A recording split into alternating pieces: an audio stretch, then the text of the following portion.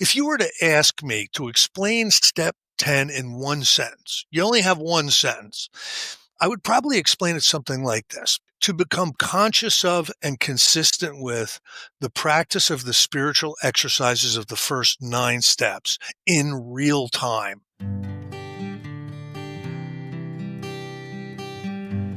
Well, hello, friends of Bill W. and other friends. You have landed on Sober Speak. My name is John M. I am an alcoholic, and we are glad you're all here, especially newcomers. Newcomers, that is, both to recovery as a whole and newcomers to this podcast. Sober Speak is a podcast about recovery centered around the 12 steps of Alcoholics Anonymous.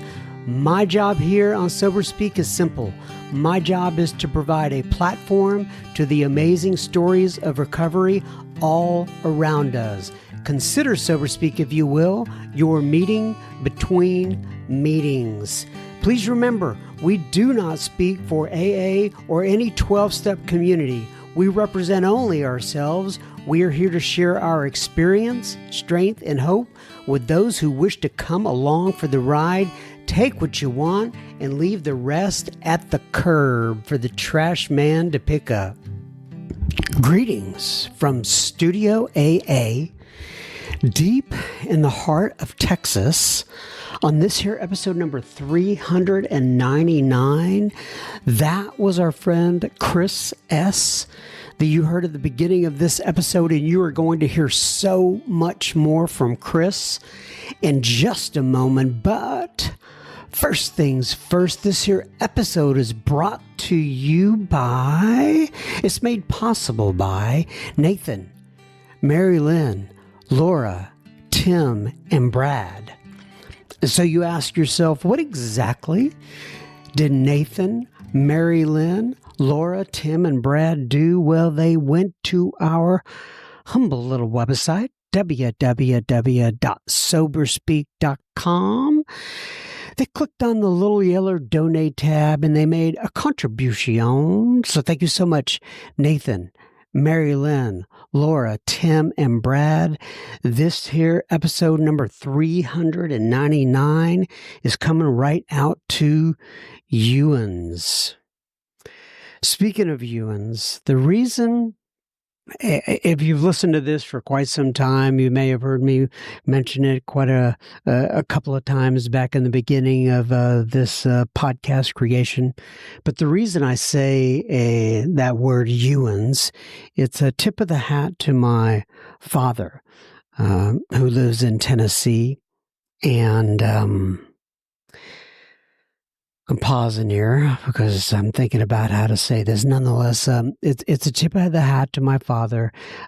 He is a self-proclaimed hillbilly, and they use the word Ewans a lot, as opposed to y'all or you guys or something like that. And so I've always used that word on this podcast. And right before I started recording here, I received a message, and I'm talking to family back there, but he's in a hospital in Nashville, and we're still waiting for the entire diagnosis, but it looks like he's going to be placed on end-of-life care, and I'm going to be flying out there very soon. So more details to follow, but I'm just kind of heavy on my heart right now. I'm thinking about that. And, and this is, how does that relate to what we do here on this podcast? Well, first of all, I know I'm not the only one to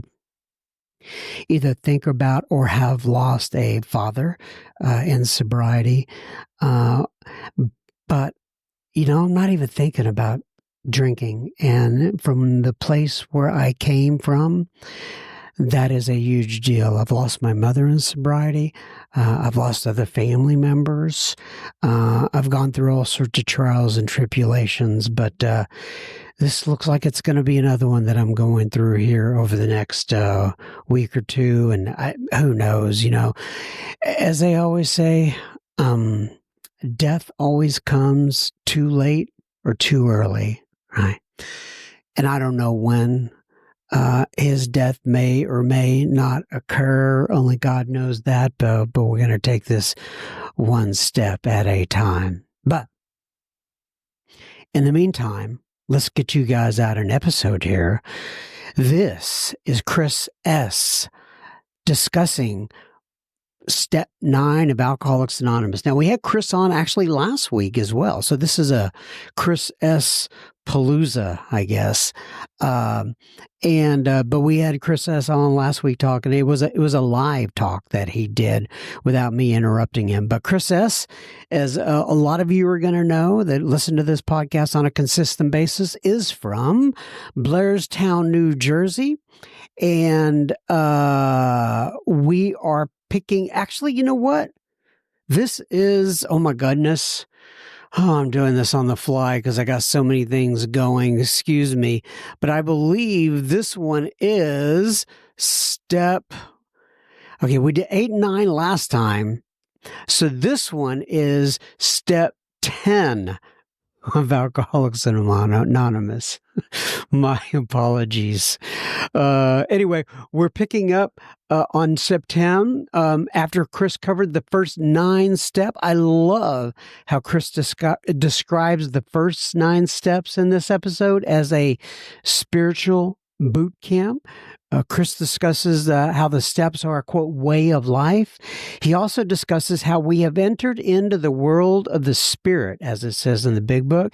And Chris talks about the spiritual axiom and the 12 and 12. And he also shares a story about Tattoo Larry. So, ladies and gentlemen, without further ado, I present to you Mr. Chris S., and we will have plenty listener feedback at the end of this episode. Enjoy, Chris. Okay, everybody. So today we are sitting here again. When I say again, we have been with our special guest here for, oh gosh, at least probably 7, 8 times before this. I don't know exactly where it is. I think we left off at step 9 last, and we'll talk about that in a second. But so, Chris, I'm going to go ahead and, as usual, go ahead, introduce yourself, give your sobriety date if you wish, and then tell people where you live in this great land of ours, please. You got it, John. I am so happy to be here with you. My sobriety date is on or around December 28th, 1989. I live in a town called Blairstown, New Jersey, up by the Delaware Water Gap. And I'm really, really pleased to be participating in this very, very cool, website podcast that you have. Yeah, we have a good time. You always bring the heat, and and I get lots of comments about you both on social media and people emailing me, just with a lot of great comments. And, we've been able to go through, as you know, all of these steps together. And we're going to, in fact, okay, so last time we left off, and I want to say this real quick before we start, Sure. And that is, it's actually a good thing. I've had I've had a very hectic week, but nothing, all with good things going on, all with things, like creative things and trying to, try out different things. And I have things going on in my job. I have things going on in my personal life. I have things going on with family. It's all good stuff, but it's just been really busy. In fact, I went to a meeting before this. Usually what I do is I go to meetings at noon on Saturday, and then I come back here and I record with different friends of mine, like yourself. And I was in the meeting here at noon, and I was just like, I was having a hard time staying centered. And the reason I bring that up is because I was thinking, you know what? I get to go be with Chris in just a moment, and we get to focus on step 10, or I'll just focus on him, and Chris will focus on step 10, and I know that'll kind of slow down my mind and get me focused and get me in the right place. And as you know, I prayed before this, and I said, just help to slow us down, and I was actually thinking about myself. I don't know if you need to be slowed down or not, but I definitely did. So, with all that being said, I'm glad we're here, and we're going to talk about step 10. Do you want to give it any sort of setup where we left off last time at step 9? before we go into step 10. Sure, absolutely. So the first 9 steps, I see them as kind of like a boot camp. They prepare us for the spiritual warfare of recovery. And if we've gone through the first 9 steps, we've had what they describe as an awakened spirit in the book. And listen, it is a drastic program. It's a simple program, but it's a drastic program. Unfortunately, not everybody that enters a 12-step fellowship gets through the 12 steps, just like not everybody that goes to boot camp gets through boot camp. But but uh, but there's going to be some significant changes in you if you've done the first 9 steps. So that your perspective has changed. You were talking earlier about being busy. So and getting to a place where you kind of just want to like downshift a little bit and get back onto a spiritual plane. Well, one of the things that the first 9 steps will do is they'll fit you to be really useful. And if it's your first time through the steps, it's going to be transformational. It's going to be revelatory. And as we move into step 10, step 10, I believe, if you were to ask me to explain step 10 in one sentence, you only have one sentence, I would probably explain it something like this: to become conscious of and consistent with the practice of the spiritual exercises of the first 9 steps in real time. That's maybe the way I would explain step 10. I think you should repeat that, please, if you will, for 2 reasons. Number 1, I'm trying to write it down, and I didn't get all of it. And the second reason is I just want to be able to soak it in as All well. right. So with my ADD, I'm probably going to repeat something different, but I'll try. So being conscious of and being consistent with the application of the spiritual principles in the first 9 steps in real time as as a spiritual as a spiritual process is appropriate and available, we learn to use it as a way of life, right? So the recovery process is the first 9 steps. We learn to practice it as a way of life in step 10. And step 11, we prepare ourselves to practice it as a way of life. And in step 12, we go out and we share the message because we have been so transformed. But if you will allow me, John, I want to read something that I think is really pertinent to step 10. As we look at step 10, I think this is really, really pertinent. And it's not actually from the book Alcoholics Anonymous. It's from the 12 Steps and 12 Traditions. And this is just a sentence or two from Tradition 9. It's on page 174 of the 12 Steps and 12 Traditions. And it says this: unless each AA member follows to the best of their ability our suggested 12 steps to recovery, they almost certainly sign their own death warrant. Their drunkenness and disillusion are not penalties inflicted by people in authority. They result from their personal disobedience to spiritual principles. Now, step 10 is all about obedience to spiritual principles. So that's why I think this is so profound. Now, there's going to be people out there who've relapsed. There are going to be people out there who've struggled with alcoholism or drug addiction over the years and have gone back and back and back. I'm working with somebody. I just started working with somebody yesterday who's been in 20 some treatment centers. So relapse can be a common thing, and we like it to be causal. We like to basically say, well, she left me, so I drank. And my question would be, well, did you drink when she stayed? You know, I lost my job, so I got drunk. Well, did you drink when you got a good job? Well, yeah. So we want the outside circumstances to be why we pick back up. But Bill is telling us it's because of our personal disobedience to spiritual principles. That's why we pick up. and Mm. we don't want to hear that. yeah, yeah. Look, I would much rather go to 7 meetings a week than do these steps, or how about if I get some therapy too, or maybe there's a medication on the market now that would help, like chill me out a little. So yeah, we want it's a very, very bad situation to be confronted with an alcoholic death or a life on spiritual lines. It doesn't seem attractive. Doesn't seem like it's going to work for us. Doesn't seem to have a lot of value when you're in front of it. When you start living it, you start to recognize the enormous value of applying these spiritual principles.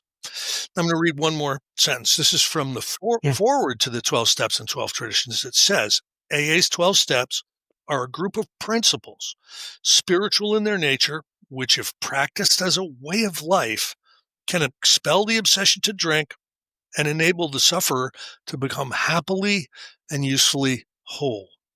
So we practice these things, we get released from alcohol, and we can become happily and usefully whole. John, don't you believe that? I do. And I like how yeah, I noticed that the way of life was present in both of those readings that you had there, which is very interesting. As you know, that was like the one of the titles that they had come up with for the big book that didn't make the final cut. But yeah, I do believe. In fact, I've seen it. I watch it all the time, and that's why you and I are, we love to talk about AA, we love to, tell people about the principles and hope that somewhere along the line, we will tell a story that's deep and rich enough that they will also want to try this way of life. That's a wonderful statement that you just made, because we're storytellers and we share our experience. And although it sounds like this might be a little bit lectury, there are no lectures to be endured.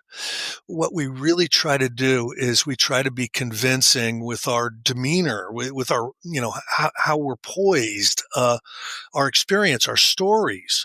And, if there are some people out there who are, on the fence about applying these 12 steps, if we can push somebody over the fence a little bit, I think that is incredibly meaningful and profitable. You know what I mean? Yeah.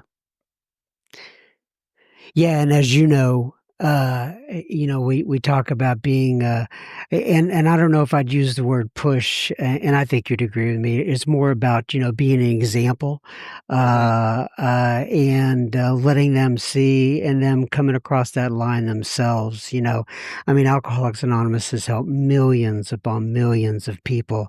It truly is amazing. And then you have all the little, I don't know if you call them cottage industries or cottage type of programs that are out there on the side, Debtors Anonymous or Mhm. whatever. And then all the treatment centers that use the steps and stuff like that. So it really is just great. Yeah, absolutely. Oh, okay. So when I read to you the 12th step, excuse me, the 10th step, which is, oh gosh, continued to take inventory, and when we were wrong, promptly admitted it. What comes to your mind in terms of that step? And I mean, what do you think of with step 10? Well, step 10 starts on page 84 of the book Alcoholics Anonymous. And it starts by saying this: this thought brings us to step 10. What thought?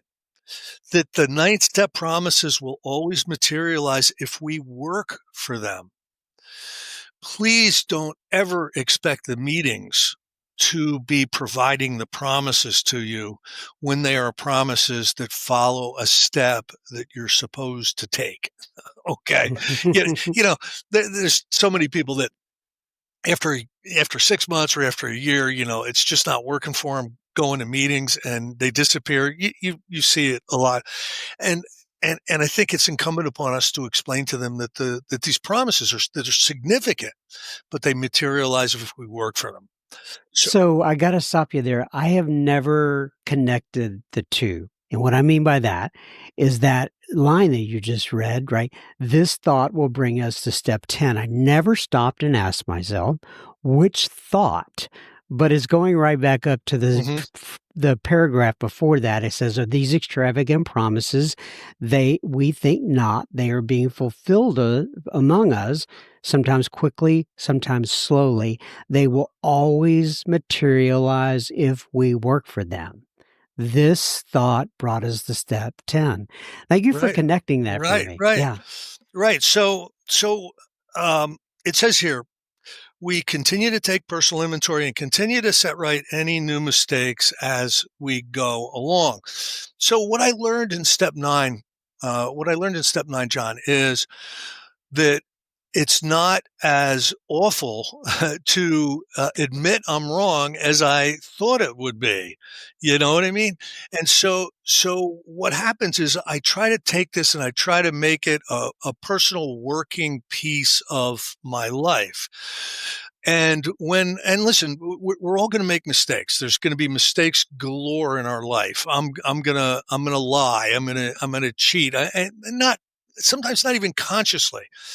Uh, to set that right immediately. I'll give you, for instance, I had to make a 10-step amends the other day at work because I came to the conclusion that I was basically playing God. I was manipulating certain situations in such a way that I was manipulating these situations in a way that really was outside the scope of my job description. I was getting involved in other people's areas of responsibility, and this was going to be for their good, and this was going to be really smart, but I was out of line, so I had to sit the person down that I was basically coaching to do it my way and say, I got to make an amends. I got to make an amends. I was stepping way out of line.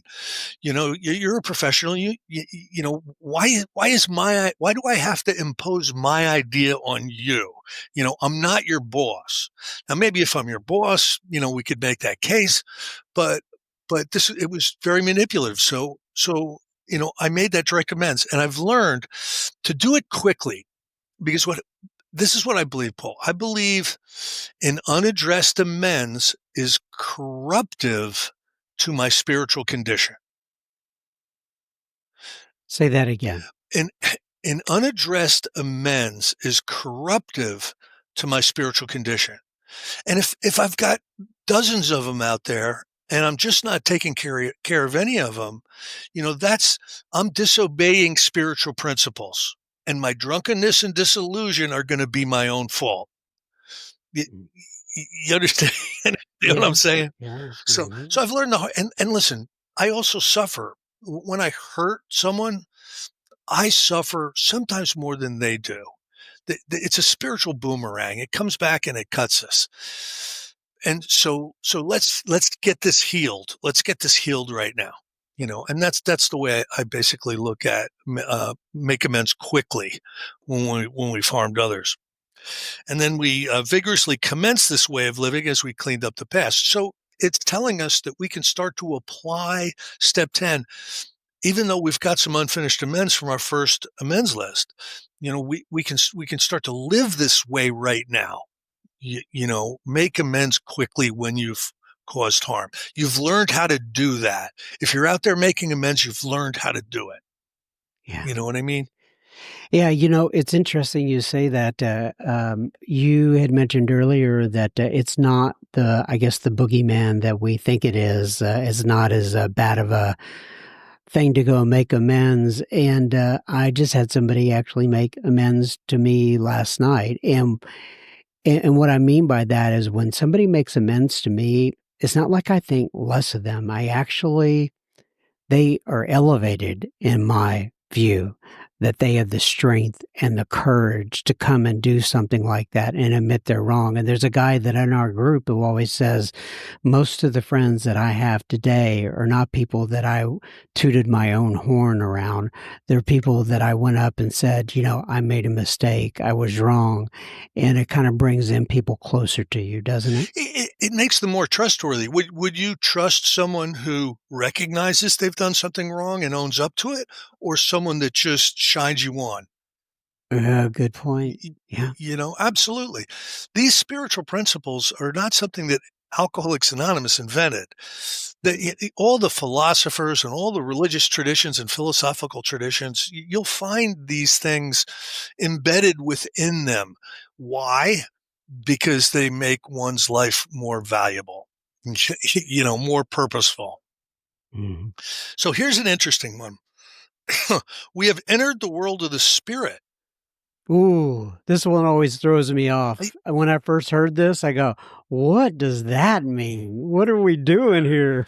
Earlier in the book, it asks us to ask ourselves what these spiritual terms mean to us.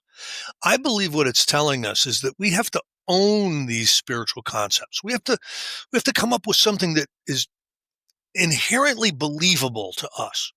And I'll share my current understanding of the world of the spirit with you, with the caveat that it may be different next year. And it certainly was different 10 years ago. But I believe the world of the spirit is an awakened world. It promises us a spiritual awakening in step 12.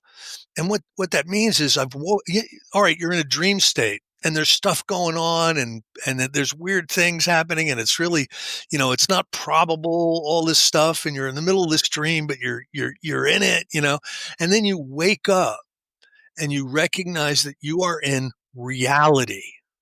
You're in a reality that is real, and you're awake.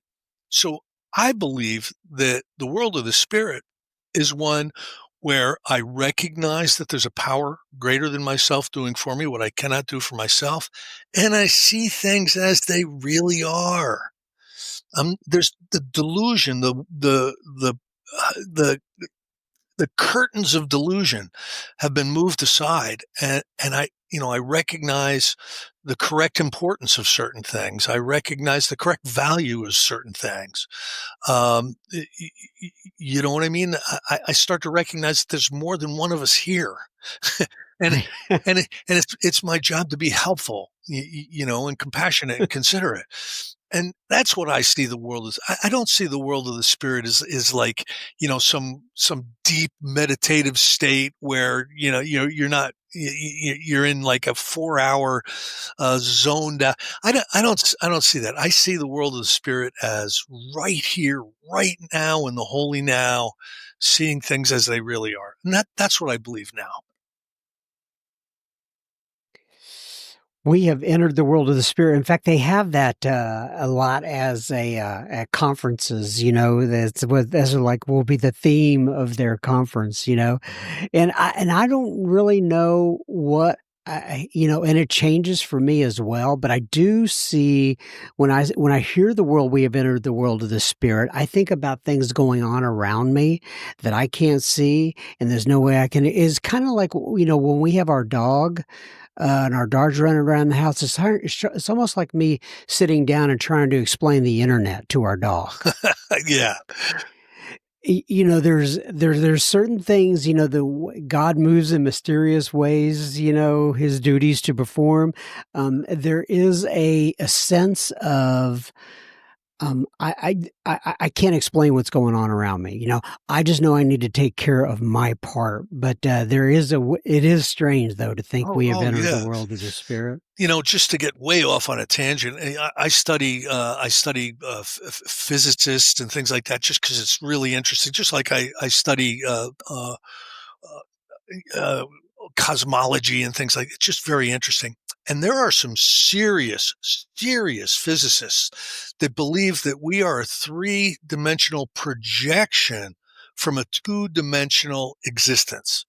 Mhm. And maybe that's how you see the world of the spirit. You're in the three-dimensional piece of the spirit, or the real world of the spirit is the two-dimensional heaven, or whatever. You ask yourself what these spiritual terms mean to you, and then own them. You know what I mean? I do. I was watching this like reality show the other night. Anyway, it was about what it was about was this cult gone really bad. Okay, and I won't go into that, but I remember them coming back after they had been in this cult for a long time, and then they come back and they got out of it, and they're looking around at everything, going, "Oh gosh, everything's just so 3D around here."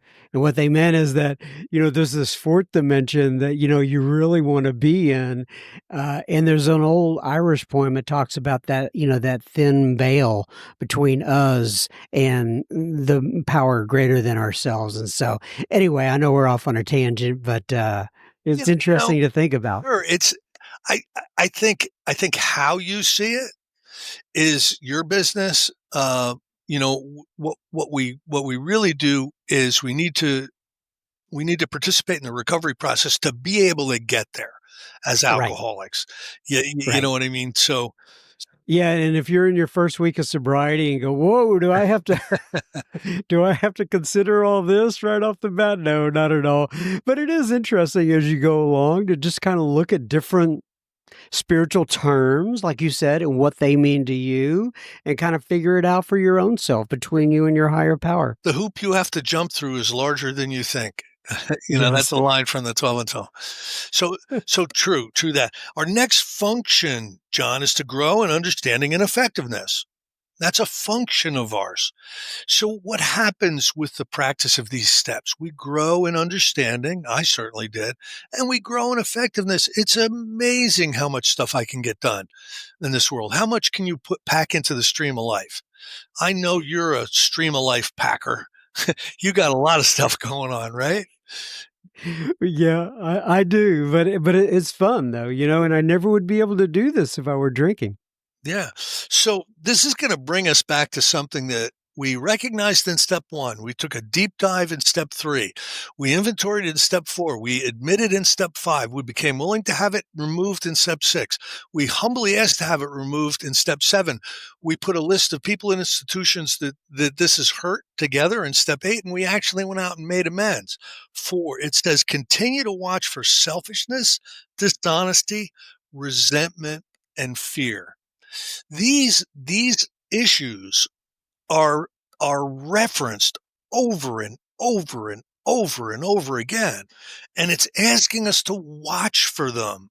Now that we understand how they can be overcome, how we need to address them with a recovery process, we're supposed to watch for them and address them with a recovery process. Because uh, is it possible, Paul? Is it possible that selfishness, dishonesty, resentment, and fear is your alcoholism?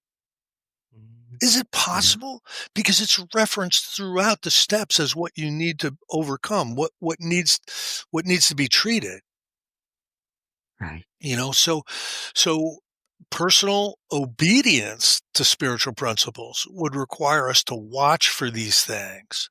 And it says when they crop up, not if they crop up, when they crop up, we ask God at once to remove them. We discuss them with someone immediately and make amends quickly if we've harmed anyone.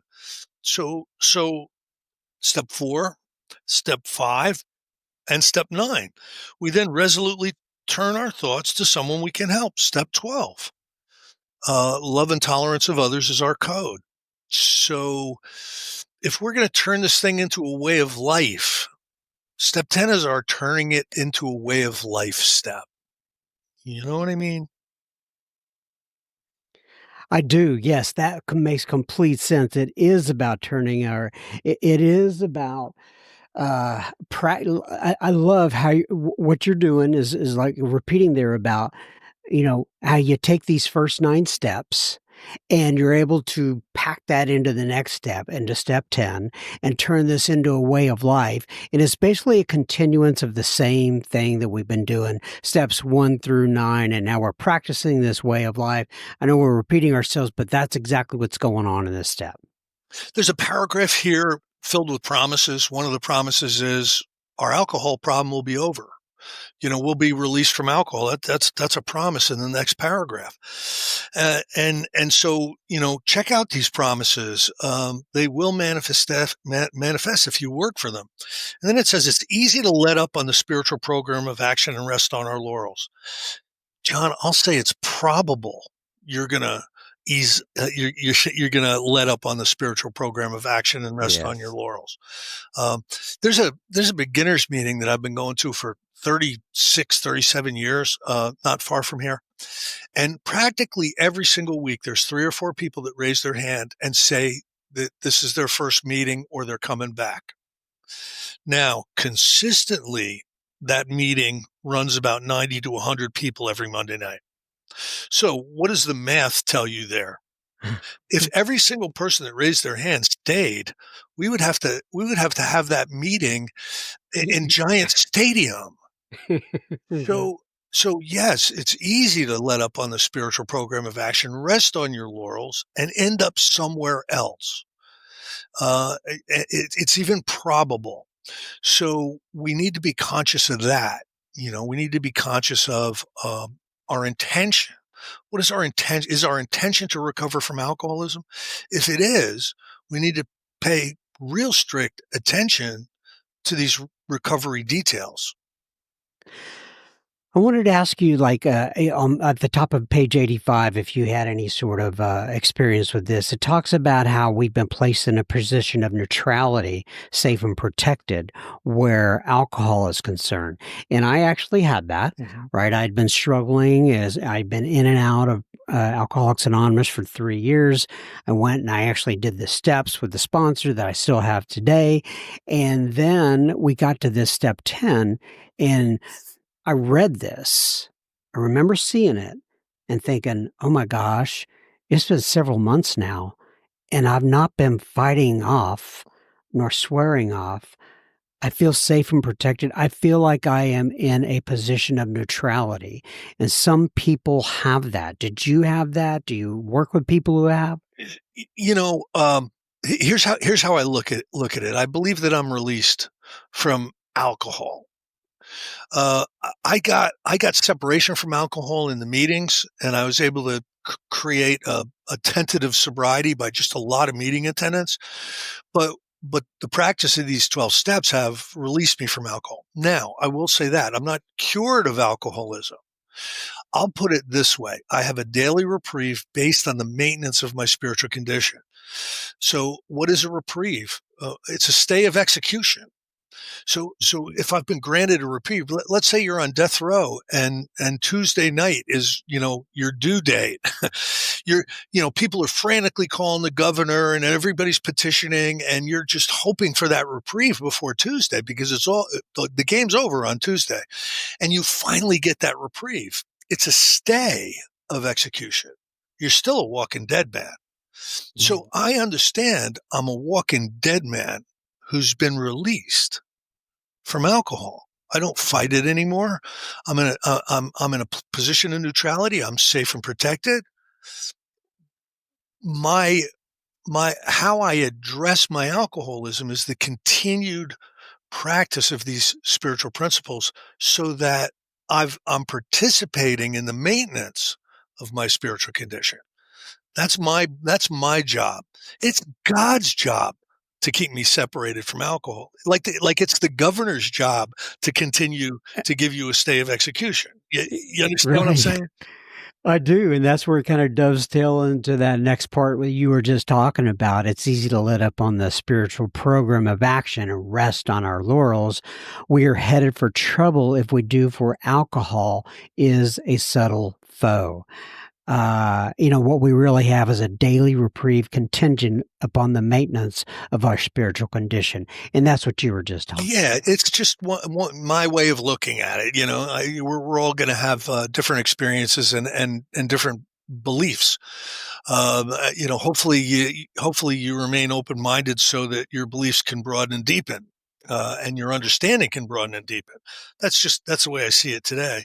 And then there's some more instructions. Every single day is a day we must carry the vision of God's will into all our activities. Yes, what a Yeah, line. my sponsor has me doing two things that help me with this. One of them is he tells me that whenever I'm doing something, tell me I'm doing it, and whenever I'm doing something, ask God for help. So the first part brings me into the now, instead of letting me obsess about the future or the past. Just tell myself I'm doing so. I am on a podcast with my friend John right now. God help me do a good job on this podcast, and what that does is that brings into my consciousness the vision of God's will for what I'm doing, the consciousness of the presence of God, and that's also important. And how can I best serve thee? Thy will, not mine, be done. These thoughts must go with us constantly. What thoughts must go with us constantly? Um, Carrying the vision of God's will into our activities and saying, "Thy will, not mine, be done." Wow. You know? If I could do that all day long, right? There's a line in the big book, as they call it sometimes, where Paul says in one of those verses, he says, "Pray without ceasing." Yeah, Right now, I don't think it's possible for me to. I mean, like obviously, I have to think about other things besides God, but I think I can consistently be drawn back to that. Thy will not mine be done. Thy will not mine be yeah. done. These should go with us constantly. The consciousness of the presence of God, the power, the Spirit. We each of us have our own understanding of that, but understand that that's where the power to separate us from alcohol comes from. And we've ceased fighting anything or anyone. The next thing says. Um, so I had a great lesson. There was a guy named Tattoo Larry who just I adore. He's gone now, but he was a great Staten Island alcoholic. He was a friend of Joe Hawks, and I was doing a workshop with him 25 years ago, and I was complaining about something. These people, this. Rah, rah, rah. He goes, Chris, stop, stop, stop. If you're still fighting anything or anyone, you have not recovered from alcoholism. And I was Mm. like, oh no, oh no. It was revelatory to me. Like what it did was it showed me how much more work I had to do. And I'll be honest with you today, John, I don't fight with I don't have an active fight out there right now. I don't have an active fight. And that was never true for me when I was drinking or in early sobriety. So I don't have the 12 and 12 in front of me. You'll have to forgive me, but I think it's in step 10 of the 12 and 12 where, and this gets quoted a lot in the rooms of AA. It talks about how whenever we are disturbed, no matter what the cause, there is something the matter with us, I Mhm. think is how it's phrased. Yeah. Talk to me about that and your thoughts on it. So the spiritual axiom, it's something that we really have to come to terms with because it doesn't fit when we're early on our journey. You know what I mean? It just doesn't fit. But the fact of the matter is after a period of consistent application of these spiritual principles, all is going to be well. The outside circumstances are going to become less impactful to our spiritual condition, and our world will become more internal. Our spiritual condition will become more internal. So so yeah, if I'm freaking out, or I get in a fist fight, or I got a big argument going with my wife or something like that, there is something wrong with me and my spiritual condition. There's something I'm not applying. There's a step I'm disobeying, and the grace of God allows us a certain amount of leeway. If we have a flat denial and a flat disregard, we're not to these things. We're just not going to stay sober. Good way to put that. Good way to put that. Okay, so step 10. Let's kind of put a bow on this. your thoughts around step 10, unless you have something else there that you wanted to cover with step 10. I see you looking at your book. I'll Um, finish it up. I'll finish it up, John, with just a couple of the last sentences here. If we've carefully followed directions, we have begun to sense the flow of His Spirit into us. To some extent, we become God conscious. We have begun to develop this vital sixth sense, but we must go further, and that means more action. And that will move us into step 11. the vital sixth sense. Oh gosh, we could spend like that is quite a tough as well. What do you think of? What do you think of the sixth sense? Like, obviously, there's the five senses, just so everybody knows, right? And I probably get one of them wrong: hearing, touching, feeling, seeing, and then there's a fifth one there. But you have five senses, right? Smelling, I think, is what it is. So you have those five senses, and this is saying develop that vital sixth sense. What's your thought on that? Today's thought on that is the flow of God's power into me. Flow of God's power into me. So that I can so that it will do for me what I cannot do for myself. That's today's view of the sixth sense.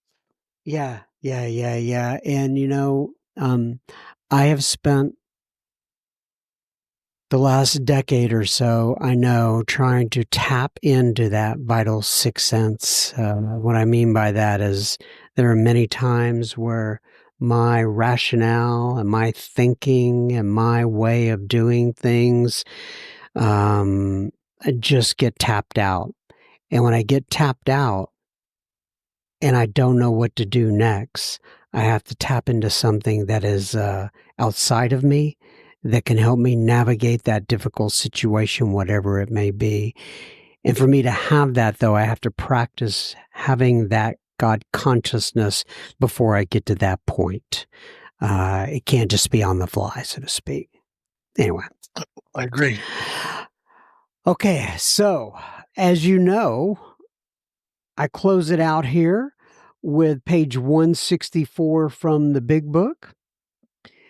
And it says, abandon yourself to God as you understand God. Admit your faults to Him and to your fellows. Clear away the wreckage of your past. Give freely of what you find and join us.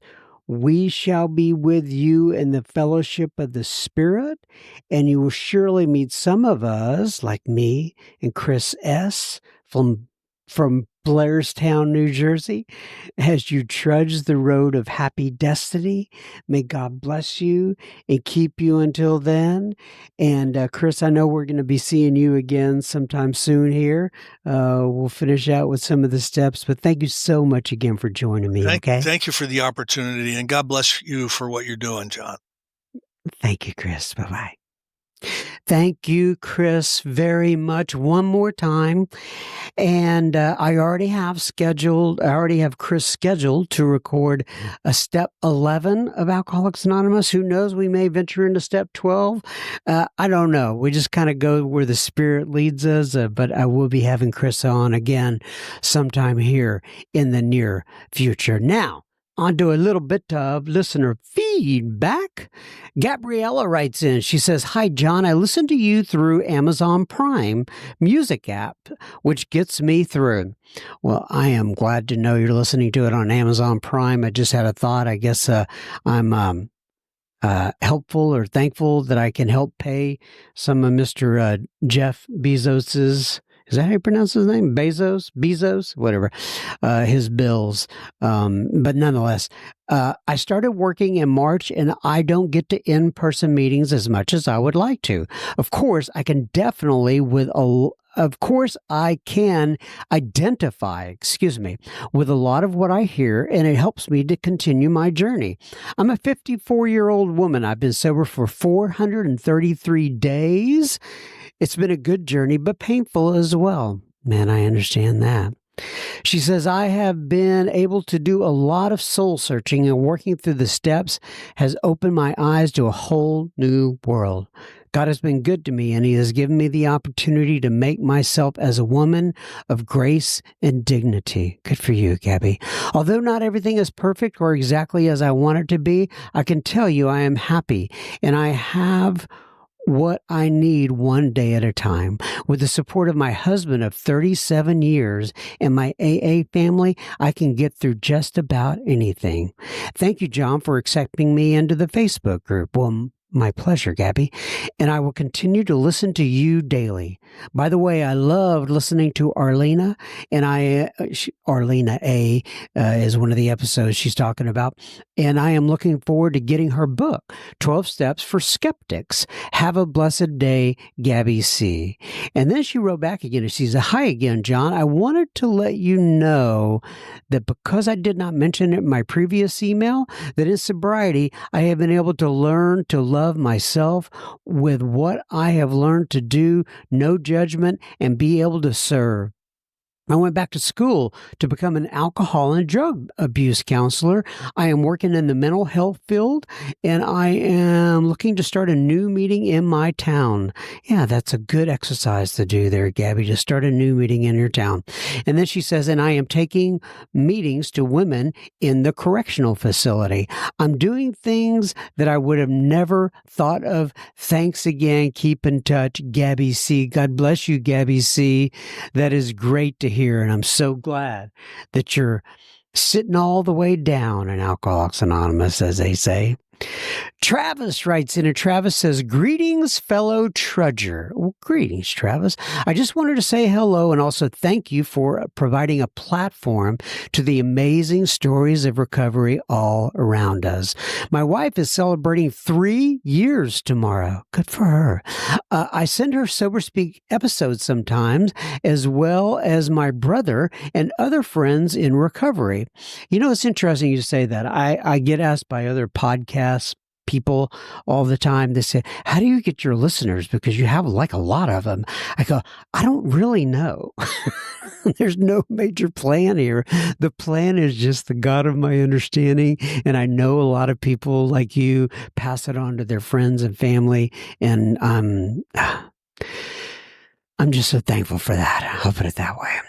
Anyway, he says, I send her Sober Speak episodes sometimes, as well as my brother and other friends in recovery. I was listening to episode 123 with Adam T. yesterday, and after the episode, Scarlett was mentioned in the feedback.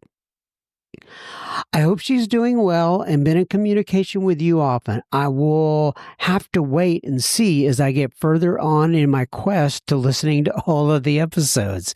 Anyway, I was struck by her feedback because of all the diagnoses she mentioned having, and I've been previously diagnosed with them too. Every one.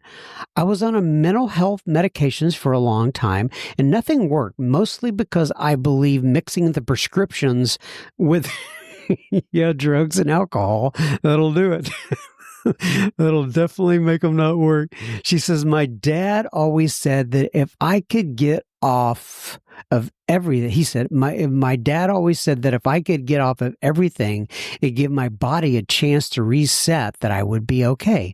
Fast forward to the end of my prison sentence and the doctor changing my prescriptions, I told her that I've been sober and clean for 1.5 years and wanted to try life unmedicated.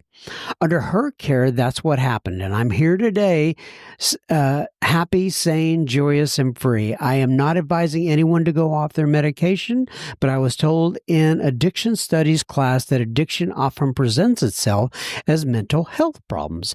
Although, Also, we pump depressants into our body and fry our dopamine receptors with drugs and wonder why we're depressed, but I digress. I'm no longer bipolar, manic depressant, agoraphobic, suicidal, or homicidal. AA is the last thing I tried and the first thing that worked. It's a good way to put that. The book does not say that sometimes we need outside help with outside issues, but for me, getting a sponsor, working the steps, going to meetings has changed my life. Trust God, clean house, and help others. Love and tolerance is our code. I am sharing my story at a speaker meeting on the 31st of this month. I'm a little nervous because it ain't pretty, but I believe the book when it says our darkest past can become our greatest asset, and that's to paraphrase. Anyway, keep up the good work. Travis L. in Sequim. Oh, it says this is how it's pronounced. Sequim, Washington, pronounce Squim. 2/10/22. I'm assuming that's the sobriety day. Well, Travis L. out there in Squim, Washington, God bless you. I appreciate you writing in. Thank you so much. All right, so now I have a couple of letters here, and these are from the gentleman who monitors our P.O. box, Mike. And just in case I haven't mentioned his address recently, if for whatever reason you cannot email in, or you just like to write physical letters, it is SoberSpeak, 1962 East Apache Boulevard, P.O. Box 7925, Tempe, Arizona, 85281. And our friend Mike out there in Tempe monitors this email box, and I'm so grateful that he does that. All right, so I'm going to try to read. Now, just to tell you the truth, okay, so he scans these letters that he gets, and then he sends them to me in email. And I try my best to read them. There's probably a better way to do this. I put it in text form, but I hadn't figured it out yet. And plus, I'm just kind of lazy here, right? So I'm going to read what I can of these two letters. The first one is from Willie D. So thanks for writing in, Willie D. He says, Bro John. Well, hello, Willie and Mike M. My name is Willie D, and he gives his inmate number. He says, I listen to SoberSpeak daily on my tablet, and you have impacted my life beyond words. Wow, Willie, thank you. Thank you. I've been in and out of recovery over the past 15 years, but I listen to your show and it helps me realize that I have been attending meetings, but not living the program. I really got the most out of your episodes with the Joe and Charlie Big Book Takes Come Alive. This helps me understand the Big Book and in ways I did not understand that wasn't even misunderstanding. Yes, your show really has been a blessing to me. Oh, you're a blessing to me, Willie. Your show really has been a blessing to me. I hear you say my meetings. And this is me. Willie's actually has really good handwriting, but I'm having a little hard time here with it. It says, I hear you say our meetings when meetings, but truth is it's my meeting between meetings, but truth is SoberSpeak is my meeting. It's just not a meeting between meetings for him. He's saying, I'm out of Houston, Texas, but I'm currently at Ramsey 1 unit. Could you please put me in contact with a sponsor that could teach me how to work the steps correctly and live a better quality of life? They can write me back on my tablet or handwritten letter must be submitted to, and he gives his address. Could you also please put me in contact with Reno John and Chris S. God bless, Willie D. So here's the deal. I sent this on to Reno John and Chris S. Let them know about this letter. I don't know if they're going to get back to him or not, but if you're out there and you want to get in contact with Willie and you want me to send this on to you, I'm more than happy to do that. Just so you know, though, Mike is actually staying in touch with him in the meantime, but the more contacts that Willie could have, the better, I am sure. So write me, John, JOHN, at soberspeak.com, mention Willie's name, and I'm more than happy to pass this on. All right, so this is Willie D, by the way. All right, so here's another one. Here we go. This one is from Mark. Okay, so this one is a 4-page letter. I'm not going to be able to get through all of this. I'm going to take a portion of it. And in fact, the fourth page is not legible just because the scan didn't work right. But I'm going to read just some bits and pieces of this. It says, Mr. Mike M. He's talking to Mike, not me.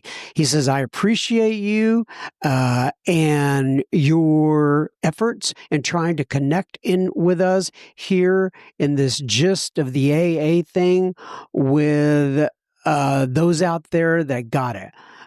Mike, bear with me. My mind is all over the place. I don't know where to start, so I'll go to the beginning. I'm a veteran from the from the Army. I served during Desert Storm 1990 to 1991, getting in trouble in the military from alcohol. I was sentenced to an AA program in 1990. Yeah, bro, I have literally been exposed to AA for over 35 years. I got out of the military in September of 91. I moved to Texas from Georgia the same month. I brought my alcoholism and the other addictions with me. I have been in prison here in Texas 7 times. The DA tried to habitualize me this last time and offered me 25 years, but by the grace of God and my VA disability, I had enough money to pay a lawyer, and the habitual thing got dropped, and I was here with the 4-year sentence. I am going back to AA in 2020 and bringing you to the present. And these are my needs. So I'm going to skip here a little bit. And he says, Mike, you and I are on, Mike, I am on a unit with no outside nor inside AA. In fact, this is true of 75% of the more than 300 men on this unit on this day called I think it's June. Suffice it to say, there is little talk of rehab. This unit is made up of 46% murderers, 45% of sexual assault, and less than 5% of the unit is drug offenders.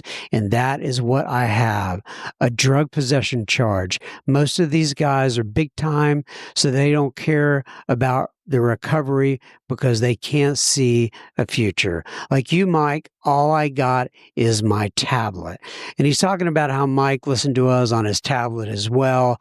And so, like I said, it goes on for several pages, but I will say this. It looks like it's hard for me to read this last page. If you are interested in, our Mike is talking to Mark, Mark W. And Mark, thank you for writing in, my friend. I appreciate it. But if you want to communicate with Mark, write me at johnjohn@soberspeak.com. If you could relate to any of that, I'll get you in touch with Mark. In the meantime, our Mike Mick, is actually working with Mark, and I'm so appreciative that he does that. All right, everybody. So that is another episode of Sober Speak in the books. Keep coming back. It works if you work it. I take this 1 week at a time. I hope to be here next week. And in the meantime, may God bless you and keep you until then. And I really mean it this week. When I say I may be back next week, I don't know, I think I talked about my dad on the beginning of this episode, and I don't know exactly where I'm going to be here the next week. So anyway, God bless you guys. Love you. Bye-bye.